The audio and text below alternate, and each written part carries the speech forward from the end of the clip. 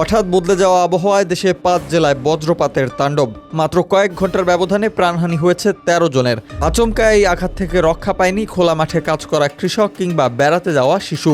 আকস্মিক সৃষ্ট বজ্রপাত ও কালবৈশাখী ঝড়ে এসব হতাহতের ঘটনা ঘটে। ব্রাহ্মণবাড়িয়ার নাসিরনগর ও আখাউড়ার বজ্রাঘাতে প্রাণ গেছে ৫ জনের। নিহতের মধ্যে রয়েছেন কৃষক আব্দুর রাজ্জাক, শামসুল হুদা ও শিশু জাকিয়া বেগম। এছাড়া ধান কাটতে গিয়ে জামির খা ও খড় গোছাতে যাওয়া সেলিম মিয়াও বজ্রাঘাতে মারা যান। গুরুতর আহত হয়েছেন হামিদা বেগম নামের এক নারী, যার কণ্ঠনালী ঝলসে গেছে। কিশোরগঞ্জের ভৈরব, কুলিয়ারচর, করিমগঞ্জে বজ্রাঘাতে নিহত হয়েছেন মোট ৪ জন। এছাড়া হোসেনপুরে আহত হয়েছেন এক বৃদ্ধ। চাঁপাইনবাবগঞ্জ সদর উপজেলা বুলুনপুর গ্রামে ধান কাটার সময় বজ্রাঘাতে যান কায়মুল নামে এক কৃষক। পরিবারের আবেদনে তার মরদেহ স্বজনদের কাছে হস্তান্তর করা হয়েছে।